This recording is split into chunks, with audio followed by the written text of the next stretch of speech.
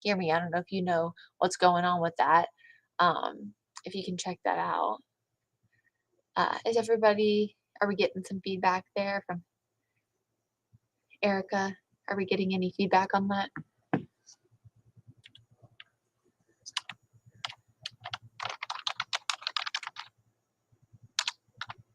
Oh, good now. Okay.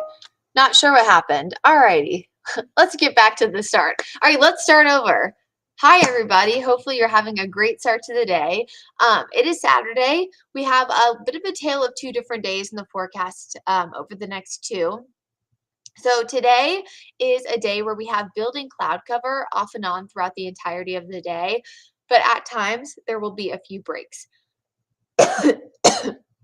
Excuse me, guys. I've had a tickle in my throat kind of off and on all day. I've been trying to keep it a little bit. Okay, so we have building cloud cover off and on throughout a lot of today. And so right now, it is completely sunny in Anson County. We have a lot of decent cloud cover at the Speedway, almost completely sunny in portions of Monroe. We have a lot of cloud cover in portions there of Dallas. It almost is completely clouded over. Same for Valentine, Kannapolis. So just to go, kind of goes to show you that it's different everywhere you are. Then in Boone, portions of the mountains, it's raining. So we're going to be tracking a front that's lifting northward. And as it does so, it's bringing in areas of clouds off and on, but also a few scattered showers. Now, once it passes, we'll see a few breaks of sunshine. So just keep in mind that if you're seeing clouds now, it won't be that way all day. If you're seeing rain now, it won't be that way all day. And of course, even if you're seeing sunshine now, it won't be that way all day. So these, of course, are our live 4-box camera across the region. So first, let's look at the rain that's happening right now in the mountains. You can see light to moderate right now for portions of Ashe County. Watauga County seeing a decent amount of heavy rain, especially south of Boone. Some light to moderate there for a lot of Avery County near Pineola. That has now shifted downward too into parts of Burke County and Caldwell. But it looks like the more moderate rainfall is mostly toward those northern elevation areas. So it's not necessarily worked its way yet down toward places like Morganton and Lenore. And really, for the most part, it doesn't look like it has worked its way further south yet, down toward the northwestern Piedmont. Places like Hickory, Little River really has not seen the rain kind of take hold yet, but we will see some of those scattered showers by the latter half of the morning, if not the early afternoon. So don't forget, of course, you can always check out our WCNC Charlotte mobile app. This is much better than the app that comes on your phone. We call them crap apps for a reason. It's because they are not accurate. You want one that is updated by a human forecaster. They've looked at data. They've kind of filtered away what's bad, looked at what's good, and of course come up with their own forecast. So that just goes to say that we will notice an increase in a few showers and even maybe an isolated thunderstorm by the second half of Saturday, but it is not nearly as much activity as what we'll have tomorrow. So the mess that you see over the Carolinas now, that's the warm front starting to lift north. So it's shifting northwest to the, or south and west, that is, I guess, toward the north and east. Now, the secondary system we're watching tomorrow is a frontal boundary that's making its way toward places like western Kentucky, western Tennessee now, and that's what's bringing our chance of strong to severe storms as we enter into tomorrow. So it's kind of a tale of two different systems. So the first is bringing us warm air. It's one of the reasons why we're in the mid to upper 60s today, and it's why we have more clouds increasing at times throughout the afternoon. So again, you notice sunshine mixing in, clouds, and a few of those showers mixing in as well. It is certainly not a bad day by any stretch of the imagination. We hope you will join us at the Bell at Carolina Place Mall right outside for our Magical Toy Drive initiative today. It happened, or kicked off, I guess, at 9 a.m. It is going on till 3 p.m. We would absolutely love to see you if you'd like to bring a new unwrapped toy to come see your favorite WCNC Charlotte folks. But I really want to focus in on what's happening tomorrow, just because today I would say is more of a nuisance if you get caught in one of those light showers. But tomorrow is more inclement weather. And while we have a low risk overall of strong to severe storms, the ones that do pack a punch, I really think that the biggest impact here is going to be the winds. And it's not just the severe wind potential, it's actually just the regular non-thunderstorm winds. And what I mean by that is it is December. People have already put out a lot of their Christmas decorations. They've put lights up on their houses. They have put out those holiday inflatables. They've put out, maybe their most coveted Christmas decor outside up on, on some, on their front porch, on a patio, things like that. If you have something that you cherish, that you do not want to blow away. You don't want it to topple over, things like that. I would recommend, if possible, bringing it inside. Now, if you want to just tie something down because you're like, oh, it's a Christmas, blow up, as long as it just doesn't blow away, it's a light as long as it doesn't blow away, today is the day to do it before those higher winds do start to get here. Now, there is the potential for some of those strong to even severe storms. That would be 60-mile-per-hour wind gusts. That's mostly on the eastern half of the Carolinas. But here, even in the central part of the Piedmont, we could see, let's say, no severe thunderstorm warnings all day. We will still see those non-thunderstorm wind gusts of 25, 35 miles per hour.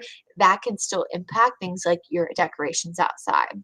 Now, within the severe storms, the secondary impact could be a quick spin up, but you're going to see this here as I kind of progress us through the impacts. This risk has gotten even lower than what we've told you about yesterday.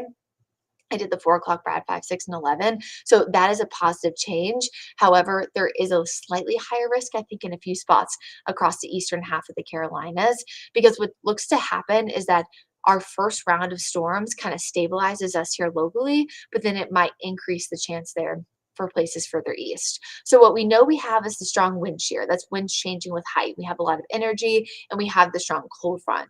But what we're lacking here in the Charlotte metro area and the region, and really even including the mountains, is any kind of heat and humidity. We don't have any kind of sunshine. And that's because that cold front's rocking and rolling all the way through. We don't get a significant lull in moisture that allows for sunshine to peek through. I do think we'll see chances of rain diminish at times. We'll have around a break, around a break. I don't like when, and this happens, on the apps and things like that too, you see 100% chance of rain. To me, that says it's going to rain for the entire day. So you'll notice you won't see that on the WCNC Charlotte weather app. It will not rain all day. There will be storms, heavy rain, things like that, and a break. Storms, heavy rain, and a break. So just keep that in mind.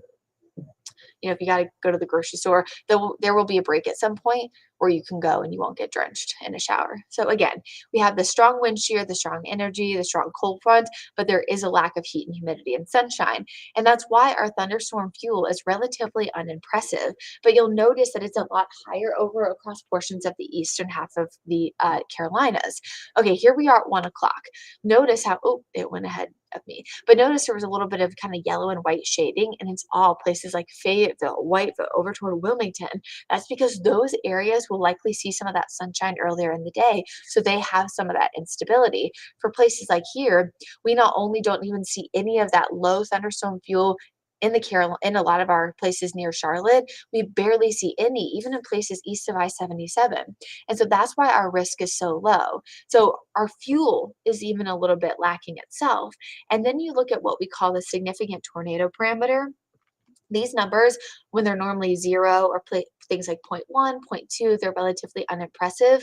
They've stayed that way over the past 24 hours or so. Brad and I were looking at these numbers yesterday. But notice as we get into the afternoon, we are seeing things like 0.5, 0.6, even a little bit of that yellow shading for places over toward Fayetteville, things like that. And that's what I'm looking at to see, I think, a better chance of a spin up likely for areas over toward our east. So again, this is something that we'll keep a close eye on. We're going to be watching it closely for tomorrow, but I especially think that we have a higher risk of seeing strong to severe storms over to our east. Now, that doesn't mean that the National Weather Service will take us out of a risk of seeing strong to severe storms, but I think at this point we will certainly be at a low risk, and probably even a lower risk than where we were at 24 hours ago. Right now, the entire region is in a low risk. Let's keep it there. I don't want to kind of split hairs here, so we're just going to say we're at a low risk. So I know I threw a lot of information at you just now. Let's kind of break it down hour by hour, day by day. Right now, it's raining in the mountains. Later on this afternoon, we'll see an increase in cloud cover at times, some sunshine peeking through, and some scattered showers. This is why I did increase our rain chances slightly heading into Saturday, but it will not rain all day. So if you get doused in a quick shower, it will not last forever. Now, as we progress throughout future casts, as we approach closer to midnight, we will see likely heavy rain start to develop just after we hit the midnight time frame. And I mean, this first batch of heavy rain could come in as early as 2, 3 a.m. So if you are an extremely early riser or a very, very late going to sleeper, you might even get doused in some heavy rain very early in the morning tomorrow. Now, this first batch of heavy rain is not going to provide any significant risk of severe storms. So don't worry about that. However, it will be gusty in terms of those non-thunderstorm winds. And I actually think it's this first line that comes in by about 10, 11 o'clock. You're going to see it in just a second. That is what I think we have our best chance to see the gusty winds in excess of 60 miles per hour. So our severe thunderstorm risk. And then eventually it moves off to the east. Watch what happens. And then once it moves off to the east, I think this is when those areas near Fayetteville, Whiteville, places like that, I think that line is what provides their best chance to see severe weather. Remember the timing for their STP, their significant tornado parameter, was around 5, 6 p.m. Well, it's over us by about 10, so it's over there by that time period. And then for us, because we had that early morning shower activity, I think that will help stabilize our atmosphere, which means our second round that comes in by the latter half of the day, around 6, 7 o'clock, it's a little bit light to moderate, it's more widespread, but I actually think that this will be a lesser risk of overall damage. And then this will be what we see the backside, that northwesterly flow that will bring in the chance for snow. So Sunday morning, light to moderate rain early. Best chance to see strong storms, I think right now is closer to that 10, 11 o'clock time frame. And then that likely will stabilize our atmosphere and bring us more of a light to moderate, consistent, gusty shower potential by the second half of the day. So while we still see two main opportunities early in the morning and later in the day, I think it's at 10, 11 a.m. time frame that's our best chance for severe storms.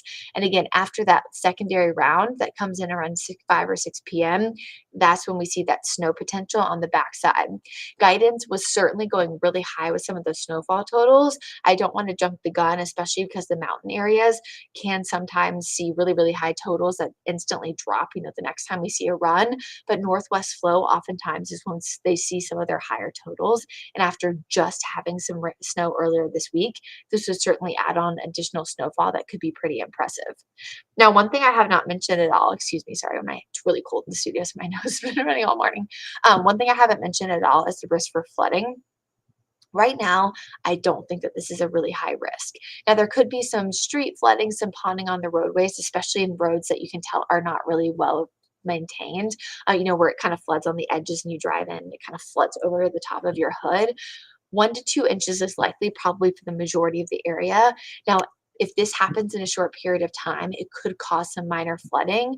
Flash flooding at this point, I'm not too concerned about, but this will bring some good relief to our already drought-stricken area. This will overall, even if it causes at times some minor flooding, at the end of the day, this will be a relief and a positive, beneficial rain. So I just want to make that clear. Even if in the short term, it doesn't create a great day to get outside, maybe because some leaves are on the ground, your storm drains are a little bit, crowded with leaves. Maybe today's the day where you go out and kind of clear some of those out so you have a lesser risk of seeing flooding on your street.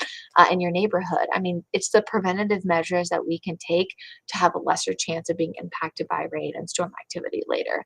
I think that's the message here. So I've already taken up almost 20 minutes of your time, so I'll try to wrap this up. Thanks for bearing with me, and sorry about the audio issues that we had at the beginning of this.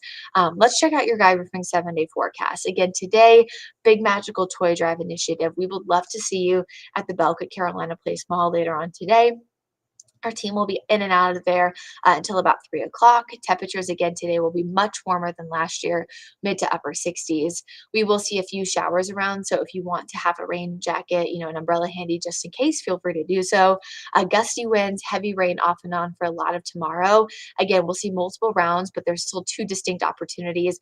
First one is kind of midnight to about 11 a.m. The second comes in the afternoon, but it's at 10 to 11 o'clock time frame, at least for the metro, that I'm tracking the best chance for, I think, gusty winds and the potential of strong to severe storms.